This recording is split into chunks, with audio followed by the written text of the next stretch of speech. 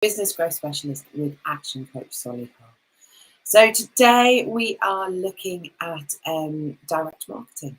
As business owners, we often are worried about where our next lead is coming from, where our next client is coming from. So today we're looking at direct marketing, which can be used alongside numerous strategies in order to generate those leads for us in our business. But before I start, a massive warm welcome to all those people that are joining us on Facebook and LinkedIn today. If you do have any questions as I go along, then please do drop those in the comment boxes, and I will do my utmost to get back to you as we go along this lunchtime, or if not, I will endeavour to get back to you afterwards. So let's get started. Now, how many people out there know what direct marketing is?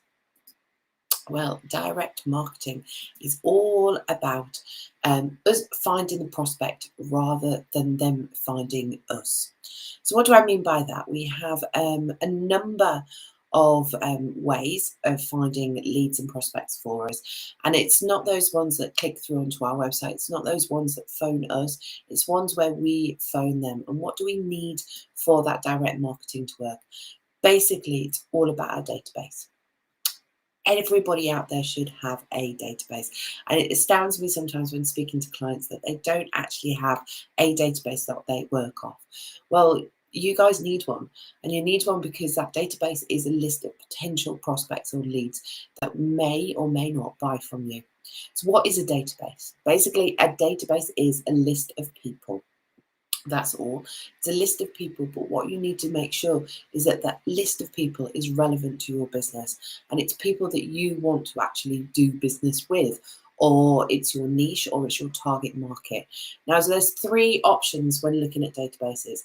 If you haven't got one already, you could potentially buy one, and there's lots of firms out there that are reputable, that deal with data. And so you can purchase one. When we come across clients, when I come across clients and they're looking maybe to purchase a database, I always say start small. So start small, maybe with 100 people on that database, mainly because you want to make sure that you're targeting the right people, that the data that you are buying is relevant, is current, is valid, basically. Before you purchase a lot more. Equally, by utilising a smaller database, you can test and measure and really home in on whether this is going to work for you. Okay, secondly, you can use somebody else's. Now, this one's always a good one. It's what we call strategic alliances and also host beneficiaries. It's basically going along to somebody that's got the same database as you, or this potential of having the same database as you, and asking them if you can use it. So, for example, the Chamber of Commerce have an amazing database. If you're a member, you get access to that database. So can you use it? You're utilising the information that's already there, you know, or equally FSB can use it, their database, but making sure that it's relevant and to your target market is the key here. Data that's not relevant to your target market or your ideal customer is just data. It's not good to use it. And then thirdly, can you build your own database? And this is probably key in certain respects. If you're wanting to go and move, it's a slower kind of prospect, because if you, for example, if you're purchasing a database, it's instant. You're getting a list of X amount of people. If you're building your own, then it can be built over time. So if you have got time, then it's always a really good option to build your own, because you know that that data is relevant, it's current, it's valid, it is within your target market. But what I would suggest is either buying one, using somebody else's, but then growing and adding on to it your own contacts and your own prospects and people that you come across with. And like it says on the screen, who is on that list and where it comes from is so important. You need to make sure, like I've said already, you know, that it's part of your current and target market. You know, who is your market out there? Who is your ideal customer? And I guess that's one question that you need to ask and answer straight away. Now, with databases and with direct marketing, there are four main methodologies. And I've just popped them on the screen. There's email, mail, phone, and door. And what we're going to do today is actually look at all 4 of them and see which ones potentially that we can use in order to generate those leads and prospects. So first, email. Email is a great tool for direct marketing. But there are certain things when you think about email, and I want you to think about those emails that come into your own inbox. You know, the subject headline is so important. So if you're sending out an email campaign out there, you know, what subject headline are you going to put in? You know, what is going to make sure that those people click into that email and not just put it in their spam? You know, what makes you think that the subject headline that you're going to use is literally just going to get put in the junk mail? You know, so that subject headline is so important. What's going to grab their attention? What's going to make sure that they open it for you? You know? And again, looking at email, monitor that open rate. If you're using tools such as MailChimp and other kind of direct mailing software programs out there, they will give you statistics or monitor them. Look at your open rate for your subject headlines, because if that subject headline, if you sent out an email with, say, for example, your newsletter on it, and only 2 people out of 100 have opened it up, then actually it's not the content that people are interested in, it's the subject headline. So therefore you need to change the headline. So constantly monitor it and constantly check, test and measure. On your emails, don't just send an email for an email's sake. Don't just send an email that says, oh, just wanting to see how you're doing. You know, always have a call to action. You know, and for that, what I mean by that is, always have, why are you contacting them by email? Is it an offer that they can't refuse? Is it like a book onto here, or sign up for my newsletter, or give me a call? There's always should be a call to action. Don't just send an email for an email's sake. An email campaign, email direct marketing is perfect for a warm list. What do I mean by a warm list? Well, with our databases, we've got 2 types of people on that database. We've got those that we've farmed and those that are hunted. You know, and when we go out to, I was just talking to Glenn a while back about the difference between farming and hunting. And farming is very much that you're warming the person up, you're sowing the seeds. So therefore, an email campaign, an email direct marketing campaign would be perfect for those people that you've sown the seeds with. You know, hunting is when, for example, a great example of this is when you go to, say, a networking group and people are there to sell. You know, it's a cold list, okay? So when you're thinking of email marketing, you're looking at your database, you need to think of those people that have already been warmed up, that have already had numerous touch points from you, that potentially then just one more email may get them across the line. It's perfect for an endorsement. It's perfect for, an offer. So what is the offer on that email? Is it a case of, sign up to my newsletter and you'll get X amount, buy one, get one free offer? Is it a, 6 months for the price of 12, 12 months for the price of 6 even, something like that. What is it? The offer should be in your email marketing. Next one, mail. Now, many people out there think that mail is overrated and we shouldn't send mail, shouldn't send letters out there, shouldn't do anything like that. Well, half of me would agree, but then the other half of me wouldn't at all. Think about mail, but think about flyers, think about catalogues, think about Lumpy Mail. Now, I've put that on there because everybody likes to receive mail at some point in time. We all do. We still get flyers through the door. We still get catalogues through the door. Many people like going through the catalogue. My son in particular, obviously we've got Christmas coming, and he's had a certain toy stores catalogue and has gone through, looking through it, and it's great for me because he marks on it and we go through it. You can't do that on the internet. So there is a place for flyers, catalogues and Lumpy Mail. Now, what do I mean by Lumpy Mail? Well, Lumpy Mail is when you're sending out a letter to somebody, but you're including something in the actual mail itself. So, for example, Brad always uses the example of he once sent out prosthetic limbs to about 10 people that he was desperate to work with. and he put in his letter that he would give a right arm to work with them. So we sent them through a right arm in the post. Now, may seem very cheesy and very corny, but guess what? He got all 10 to work with him. So he was thinking outside the box. So, for example, we've sent out Lumpy Mail. Are you still in love with your business for Valentine's, and sent chocolate hearts in the post. We have. You remember the club biscuits? Come and join our club. Things like that were a little bit tongue in cheek, but it gets you noticed. But the key for a direct mail campaign is that it's a small campaign. Don't think about sending it to thousands and thousands and thousands. Not only will it cost you a fortune, you won't be able to test and measure it as key. So send it out to people that you desperately want to work with and you think they're really good prospects. Make sure that there's an offer in that, whether that's come along to a free workshop, buy one get one free offer. Is it a free webinar? Is it so there's always an offer, a value attached to that mail when you send it out. But work out your figures. And I really, really desperately mean that, because it's no good sending out. I suppose like Brad, that bright arm would have cost quite a lot of money. So to send it out to 10 people would have cost quite a lot. But actually, his return on investment, if all those 10 people signed up, he would make his return back instantly. So for yourselves, if you're selling a less expensive product than potentially Brad was, how many do you need to sign up to get your return back on your investment? And it's really key to look at your figures at that point. Pointless sending out something that costs, £100 to a client if actually when they purchase something with you, it's only going to cost £50.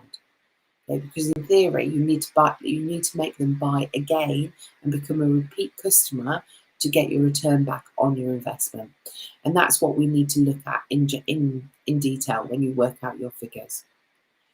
Personalize it, make it personal. So it's not dear sir, dear madam, it's their name. Make it so it feels like you know them or they know you. It's to make it personal. I mean, we always say about Lumpy Mail, it goes in handwritten envelope. It goes in a bright blue envelope. It goes, handwritten. Make it personal, make it creative. Be seen. Especially when you're sending out Lumpy Mail. And we'll come on to the telephone in a second. But when you're actually phoning up, you say, "Oh, I'm phoning about the letter that I sent." Oh, I don't think he's seen it. Well, it's the one that was in the blue envelope. Let's think about that one. It makes you stand out. Creative, in other words, with Lumpy Mail. We always say invitation on a silver platter. Well, another campaign that Brad did for mail was that he stuck invitations to a silver platter and sent them out in the post.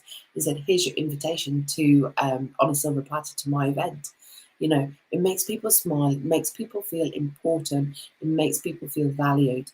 Therefore, they're going to come to your event or to your webinar, workshop, purchase your products. But you need to start thinking a little bit outside the box where Lumpy Mail is concerned. Next methodology, telephone. Now, I can't stress this enough. You need to have a great person on the phone.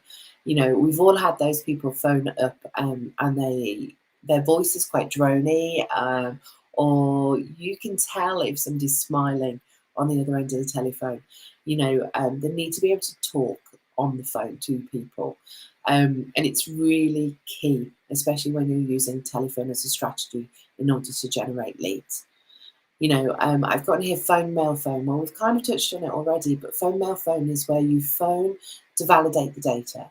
So in other words, you've got your data. It says that Joe Bloggs and their telephone number, and they're the owner of a baker's, for example. Okay, so the first port of call is that you phone up just to validate that data, to double check that Joe Bloggs is still the owner of the baker's. Now, it could be that Joe Bloggs has left, or Joe Bloggs has sold. So therefore, by phoning, you're validating that data. But what you're also knowing is that you may have on your database that it's Joseph Bloggs, but actually is known as Joe. So when you phone, you're also saying, "Oh, is Joseph Bloggs the owner of the business still? Yes. Is he known as Joe or is it Joseph? Well, it's known as Joe. So therefore, you're going to write that on the letter. You're going to write that on the mail, because it makes it feel like it's not come from a database. It's come from you knowing that person. So we've made that phone call, we've validated that data.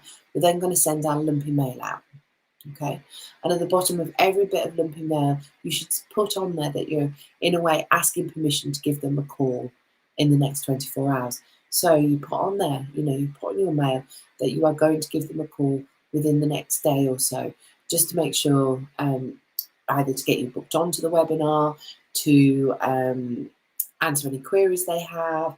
But if they don't want you to call them, please do let them know. So you're asking permission to give them a call. You then phone again. Now this phone call is so important, and it has a script, I suppose, which asks the questions. So in other words, for Action Coach, it's very much based on around your challenges and successes for business, but it's very scripted in the respect of it asks questions. And by asking those questions, it's making sure that you're covering everything.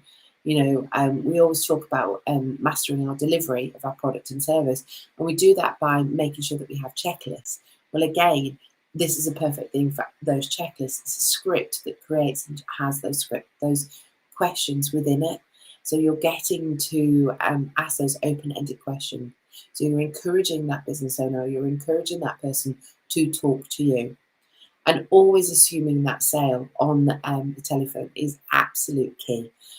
So by saying, for example, I've got a delivery slot next Tuesday, how does that fix for you? Or I can get that out to you in 2 weeks' time. Would that be good? Yes, that'd be brilliant. Well, brilliant. Let's go through the process now of signing you up. It's assuming the sale. Assuming the sale is so important. Right. What's the next strategy? Next one is the door, the telephone, bold calling. Okay, we call this bold calling. Bold calling is where you go and knock on doors. I was working with a client this last week, and they are looking, they're a mortgage broker, looking to get relationships with estate agents within a certain area. So instead of phoning them, instead of sending out a letter or anything like that, they just took a present and knocked on the door and went in and said hi. And that's where you can really start building a relationship with people. Yes, it'll need follow-up. Yes, that's very much more farming than hunting. Yes, it's kind of, it takes a lot for some people to be able to do this, but actually it's what it says on the screen. It starts building that relationship with people to move them forward. So what I want you guys to think about is today is looking at all of the direct marketing strategies. So email, mail, telephone, and bulk calling. And it's very key, I suppose, in certain respects, that you don't do all four. What I want you to do is concentrate on one. Okay. And what I want you to do is look at your database. Think about the offers. Think about the offer that you have at the moment. Think about which one of those strategies would be key in moving your business forward. So, it could be for you, phone, mail, phone works brilliantly. Could be that email works brilliantly. Could be that going and knocking on people's doors would be the one that works for you. Or it could just be picking up that telephone. But concentrate on one. Okay, so look at your database, which one of those strategies would work best for you. Think about your offers. So what offer have you got on at the moment? Is it exciting? Would it make you sign? Would it make you want that offer? And then communicate them to your database. And that is through making sure that your database is relevant, making sure that your database is up to date. And it's about that communication, and communicating to your database is so important. So what I want you to do is, when you think about all of those things and you start working and you look at, for example, your phone, mail, phone, you've started with a small campaign, but what I want you to do is test and measure. And it's so important. It's something that we always go on about, I suppose, at Action Coach, is that testing and measuring something is absolutely paramount. Because how do you know it's working? How do you know it's something successful? You know, if you just carry on doing the same thing over and over again and you don't know what results it's getting, well, what's that? It's definition of insanity. Why would you? So if you're sending out 20 letters to people and none of them are booking on. If you're doing a phone mail phone campaign, for example, and your data's valid, you're sending the mail out, and then from the telephone, nobody's booking onto whatever is that you're wanting them to book onto, then why aren't they? Okay, it's pointless carrying on doing that campaign because something is leading them to a no. It could be a letter, it could be a script, and that's where we need to analyze it and make sure that it's working for you. So test and measure is absolutely key. So thank you so much for today, for joining me. Really, really do appreciate you joining me on today's Lunch and Learn. If you do have any more comments or questions, then please do drop them in the chat box below, and I'll be more than happy to answer them. So that's me, Julie Cameron, Action Coach Solihull, helping you learn a little bit more about business. Thank you very much.